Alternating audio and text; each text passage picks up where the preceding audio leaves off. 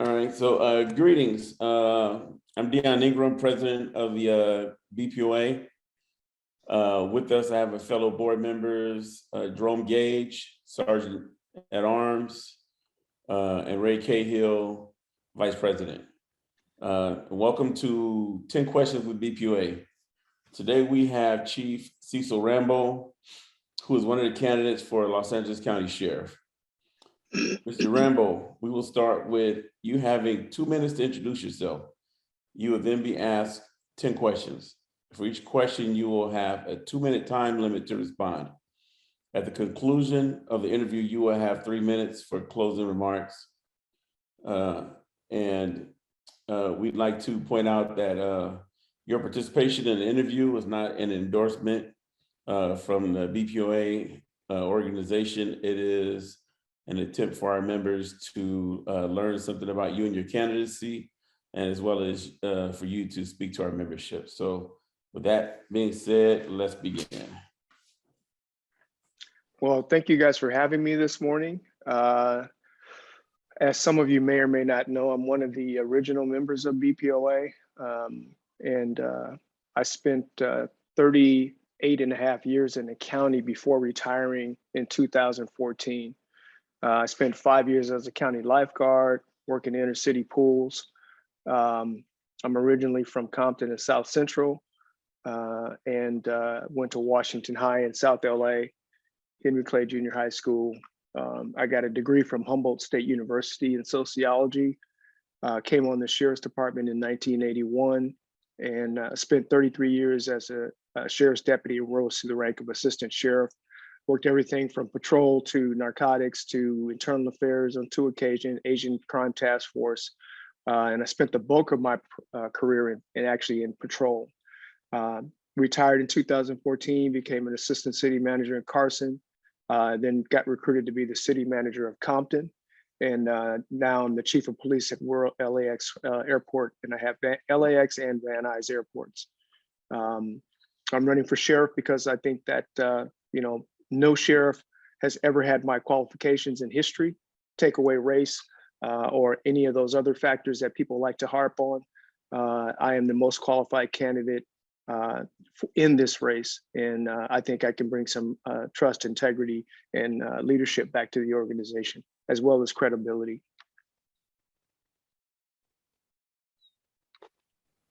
All right, sir. Appreciate your opening remarks. I have question number 1, and it goes like this. Who are your 2 greatest influences and why? Who are your 2 greatest influences and why? The first one is my mother. One thing I didn't mention in my opening is that I'm actually adopted from an orphanage in Korea, and I'm biracial. And for this woman, this African-American woman, to adopt me literally out of a photo album, she was born in 1919. And so my great-grandmother was a slave. And I can tell you that, being African-American, she grew up during the Depression. My father was in a separate but equal World War II. My mom was really a good role model for me in terms of integrity, hard work, just being a man, and being a respectful and decent human being. The other person, there's a number of people that I would call influencers in my life. There's a cat named Clarence Chapman. Clarence was my captain back in the 90s, and he is now a retiree, but he left in the 90s and became the chief of police at UCLA. He had a lot of faith in me, and he mentored me a lot, and put me in uncomfortable positions in the organization that really allowed me to grow in a number of ways.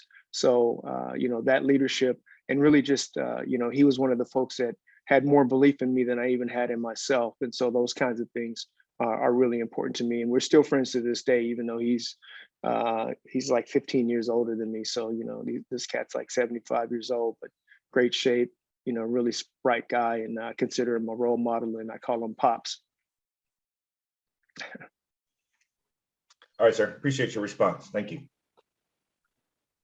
Hey, good morning, sir.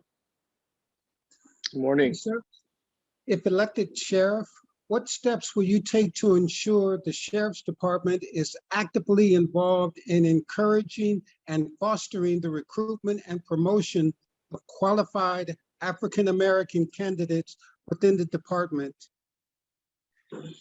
Okay, so if I'm the sheriff, one of the things that, and if some of you guys know me and some of you don't, but when I was in the organization, I did a lot to mentor folks.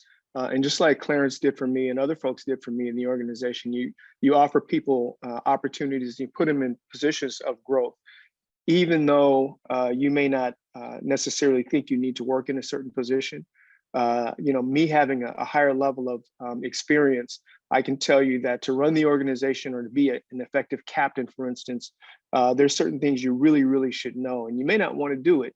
So one of the things I plan to do is make sure that I address the groups, identify those who really, really want to seek promotion, even the ones who are reluctant to, and be a mentor and have an open door where you can call the sheriff and ask for advice, and then also point out other mentors of lower ranks that can help you move along the way. Recruitment of African Americans in the community has always been difficult. Even my mother, when I signed up, she said, "Look, you got a degree. Why do you want to be the police?" And so there's this culture that we have in our culture where we resist being in law enforcement. And what we have to really do is start recruiting folks younger, bring them into the fold as explorers, getting out to those schools, talking to those young folks. And then what's also important is who we pick to train our people. I've seen too many times where folks get out to patrol training and they're washed out, or they're washed out in some other phase of the organization where they don't really feel welcome. And so we really need to make sure that when we bring African Americans into the organization, male or female, that we, BPOA and other members of the organization, let them know, one, you're embraced and you're welcomed. We really want to see you be successful. And if you have any issues, make sure you come to us. And as a sheriff, I want to make sure that the people that would pick as training officers, the stations that they go to, that they're treated fairly and welcomed, just like all the other folks that come out. So that's my pledge, to make sure that it's not only the recruitment of younger folks, but it's also monitoring, mentoring, role modeling behavior, but then also making sure that people are held accountable. I want to make sure that we're not just, we get accused of being too friendly to whatever group that may be, but I want our folks to really be the best out there they can be. All right, thank you.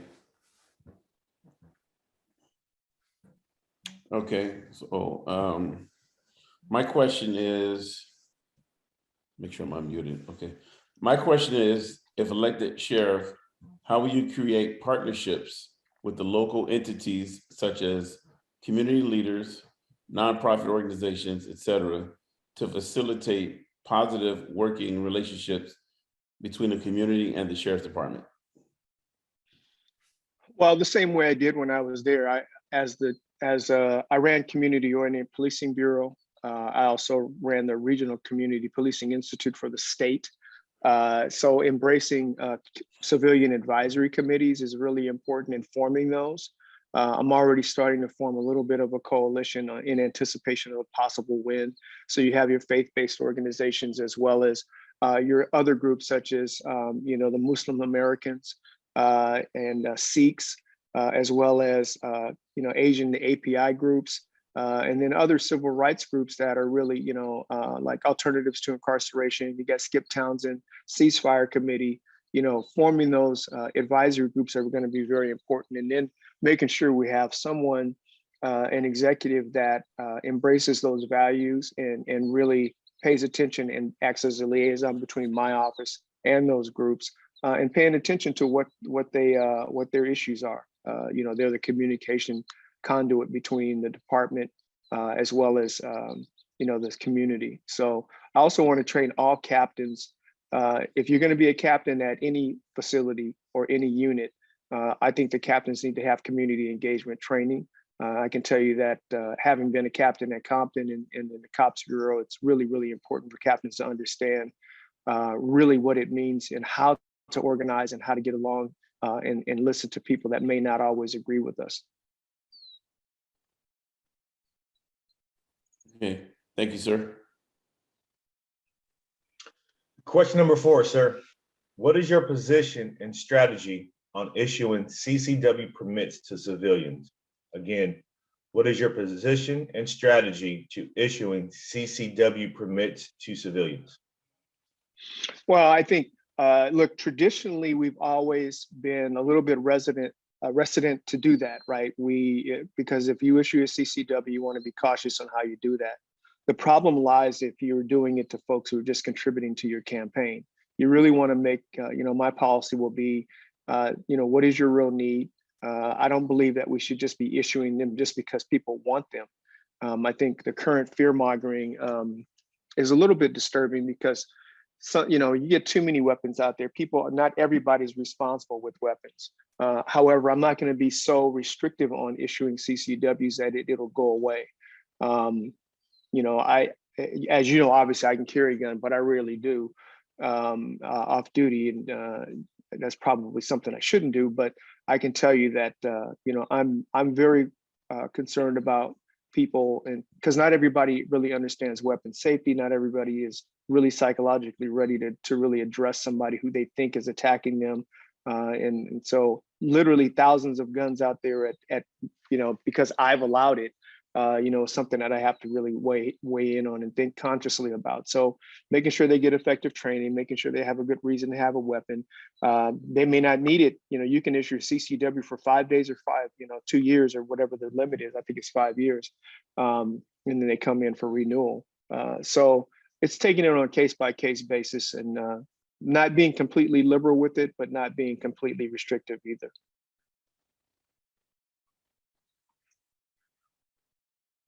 Thank you, sir. Appreciate your answer. Hey, sir. What are your hobbies? First of all, I need some type of intervention so I can quit working. But what I really enjoy doing, like I just got through working out a little bit. When I hang up with you guys, I'm gonna do a little more. So physical fitness is really important. That's a hobby. Travel, I really like travel. My life partner here, her family's from Belize, so we travel quite a bit. I really like Hawaii and the islands, and just really meeting other cultures and seeing how other people live around the world. Other than that, I don't really, I kind of golf a little bit. I'm not a great golfer, but I could beat your president pretty handily. So. So that's about it. I'm a physical fitness kind of guy. I'm not radical about it. So travel and physical fitness, I think, are the best things I could describe. Hey, thank you very much, sir. Okay. My question for you, sir, is recently the Commission of Peace Officers Standards and Training posts implemented bias and racial profiling training to acknowledge and help law enforcement officers understand how implicit bias, stereotypes, and racial profiling impact the community. As a career law enforcement person, how do you think implicit bias has affected the law enforcement community? Well, I've taken that training, and obviously I've been in law enforcement so long, and I've been a community member. I've been Black my whole life. So I can tell you that implicit biases are there. I mean, let's talk about the elephant in the room also, that they love to put African Americans and Latinos or Hispanic people together as a commonality. The reality, we can't live in certain Latino areas. And also the other reality is that certain Latinos they don't even get along with each other. And we don't even get along with each other sometimes. So there's a lot of implicit biases out there that I think are subconscious. I think that, I spoke to Earl Southers, who's over at USC, and we had some deputies in the training over there. He was very, very concerned at their resistance to the training. So one of the things I want to make sure that as sheriff people understand, and I've even heard, rumor that, if Rhambo becomes sheriff, all he's going to do is promote Black people. And I think that's unfortunate, because anybody who knows me know that I try to mentor everybody, but I am going to take care of our people, because I think it's the right thing to do, and other people have no problem taking care of their own people. So the reality is, I think everyone should be treated equally. I think everybody should have equal opportunity. Just like, we're moving away from Martin Luther King, philosophy, but that's the era that I come from, and I certainly believe in those values. So implicit bias training and implicit, biases that exist, we have to acknowledge them, and then make sure that we do continued training because, we're moving into a different era of societal beliefs, values, and norms. And so that's something that in law enforcement, we always have had to deal with. I mean, the way we police now is way different from the way we policed in the 80s, even in the 90s, and moving into the 2000s and ahead. We have to always make sure that we are flexible and understanding, particularly in LA County, because we have such a diverse culture here. Thank you, sir. All right, sir. What is the one thing about yourself you wish you could change? I'd love to be taller, but you know what? I think I do a lot of self-reflection, and over the years, I'm a much different person now than I was when I was younger. I think so. I always consider myself a work in progress. So right now I'm listening to a lot of Stoic, philosophy, Marcus Aurelius, that kind of thing. And if you guys ever take a look at those YouTubes or read those books, you'll find that, Stoicism is an interesting philosophy to have. I want to just a very, very quick. So I've been in a lot of things. I've been a lieutenant, a sergeant, all these positions, right? I've been an assistant sheriff. I've been a chief of police. But one thing I'll tell you, one thing that Marcus Aurelius did, who was a king during a time when there was plague and war, as he would walk through the crowd and people were adoring him and telling him how great he was, he had a guy walk behind him that just whispered in his ear, "You're just a human being. You're just a man." Just to keep him grounded and not having this whole belief that, you're all that. And I think what you're seeing with the sheriff, if you want to test someone's character, you give them power. And this cat, came up from lieutenant and boom, now he's a sheriff and he's out there intimidating or trying to scare people. And if you guys, all of you guys know me, and no matter what rank I'm at, you've always been able to come up to me, call me Cecil, have a conversation with me, smoke a cigar with me. I'm just like a regular cat, but at the same time, I do have responsibility. But I've never worn, those stars and stripes on my, collar or sleeve so heavily that I'm unapproachable. So those are the kinds of things that I always strive to do. So the short answer is I'm always looking at some ways to improve myself. Am I communicating well with people? Am I treating people fairly? Am I approachable? The older I get, the less material things I want, things like that, so I'm always self-reflecting and trying to improve upon myself in a number of ways. Thanks for your answer, sir. Appreciate it.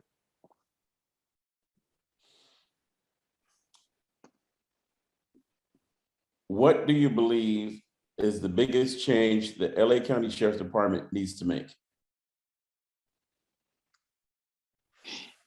The department needs to, and it's not really the department because the vast majority of the personnel and the deputies have a wonderful reputation in the community, as well as, just do a very professional job. I think the leadership needs to change because right now the person who's leading the organization has eroded the public trust, has ruined relationships with the Board of Supervisors, ruined relationships with the Civilian Oversight Commission, ruined relationships with the Inspector General.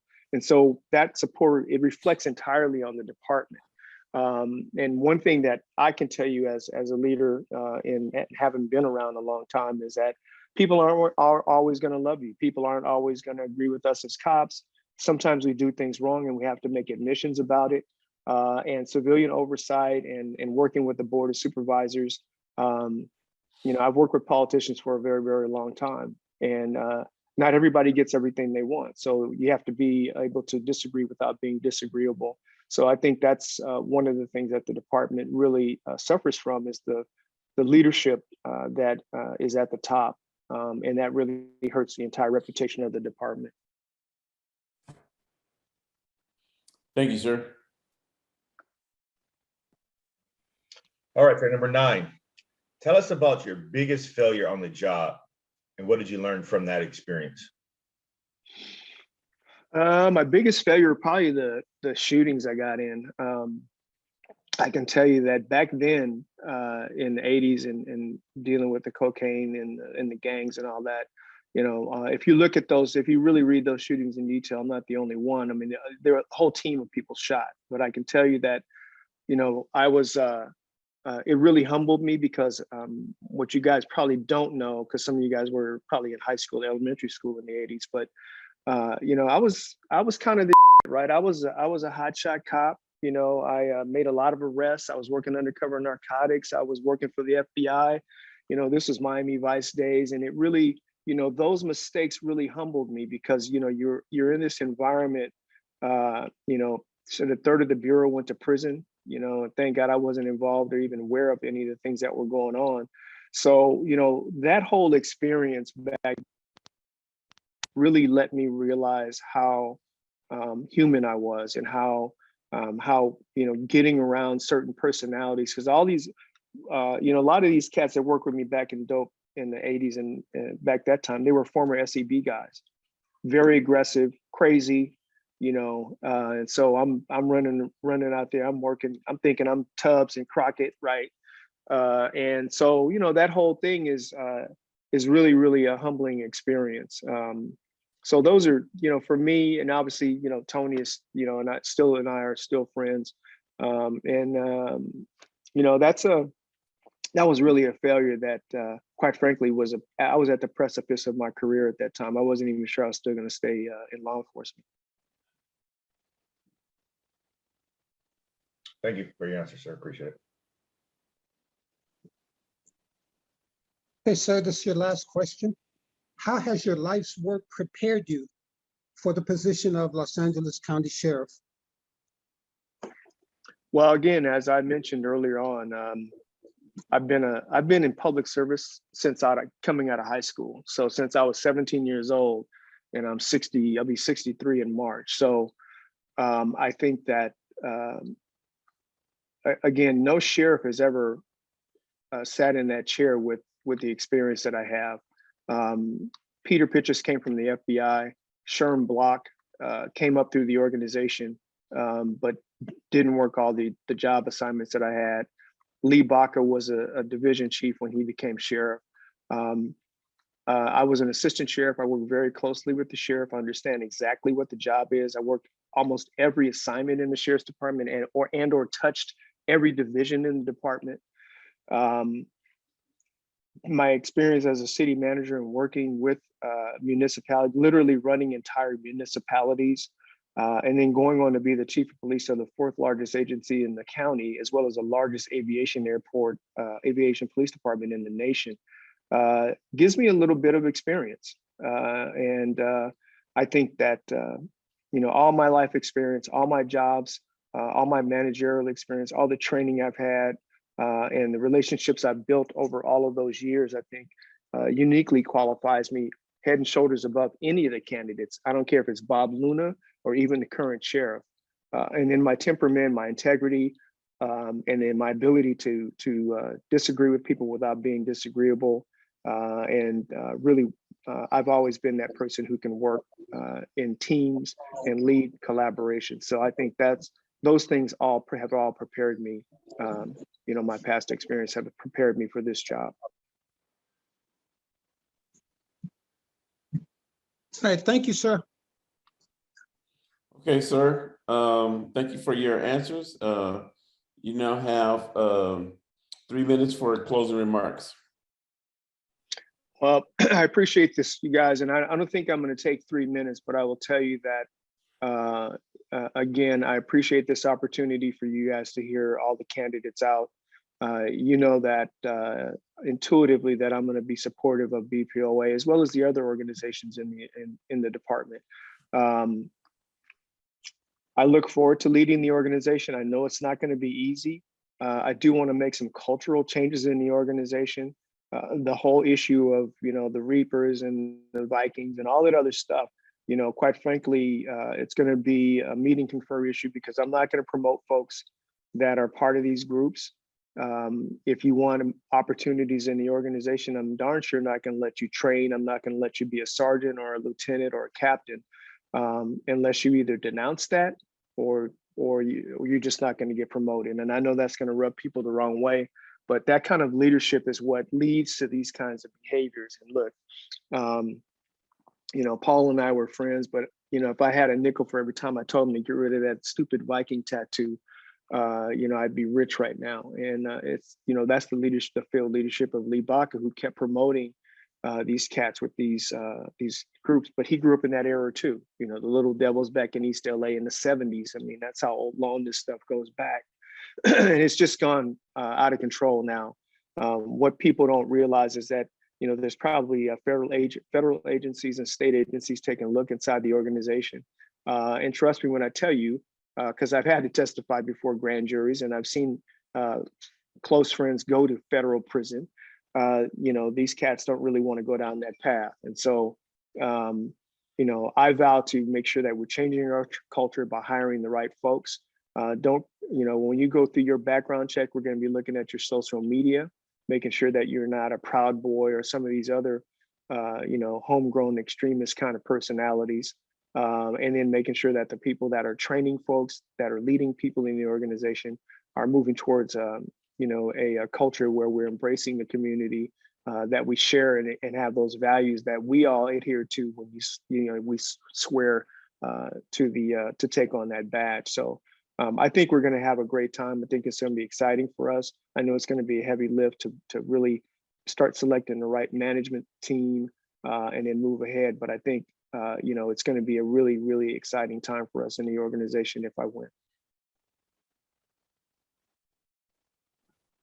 Thank you, sir. Once again, appreciate you spending a little of your Sunday morning with us. Hopefully our membership learns some things about you, your candidacy. So we appreciate it. I have to, as a reminder to everyone that, you know, your participation in this interview is not an endorsement on behalf of the organization. But we thank you and appreciate it. I appreciate you guys. Okay. Thank you, All right. sir. All right. Have a good one, sir. Go Rams. Yep.